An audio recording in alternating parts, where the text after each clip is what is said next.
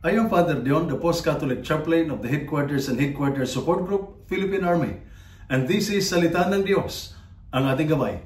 Today is Saturday, June 14, 2025, of the 10th week in Ordinary Time. In the Gospel reading for today, Jesus emphasizes the importance of honesty and integrity in our words.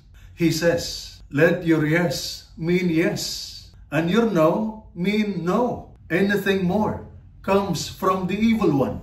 This is a clear reminder that in the eyes of God, our words should carry weight and truth. We don't need to swear or over-explain if we live with sincerity. Just speak plainly and live out what you say. In the world of service, especially in the military, law enforcement, or government, truth is the foundation of leadership and teamwork.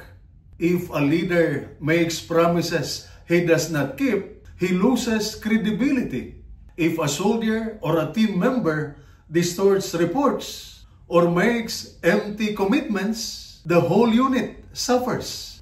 Because of insincerity and inaccurate reports, lives may be at stake. Integrity is not just a personal value.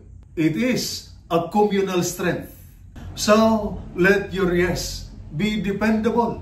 Let your no be firm and respectful.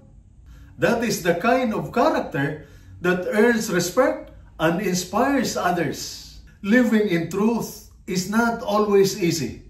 Sometimes we are tempted to twist facts, exaggerate, or stay silent when truth is uncomfortable. But a person who speaks with honesty and stands for truth, even in difficult situations, is a true leader, a true servant, and a true disciple. Honesty begins with the small things: following simple rules, making accurate reports, admitting mistakes, and standing by what is right even when it is hard.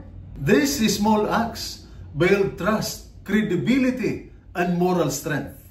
And this is Salita ng Diyos, ang ating gabay. Let us pray. Lord, teach me to be true in word, in action, and in heart. In a world full of deception and confusion, let me be a person of integrity. Fill me with your truth, so I may fulfill my duties faithfully, whether I lead or follow, whether I speak or stay silent. Let my yes be a promise kept, and my no be a mark of principled living. Help me be an example of honesty and character in my unit, in my home, and in my country. Amen. And may the Almighty God bless you and your family, the Father, the Son, and the Holy Spirit. Amen.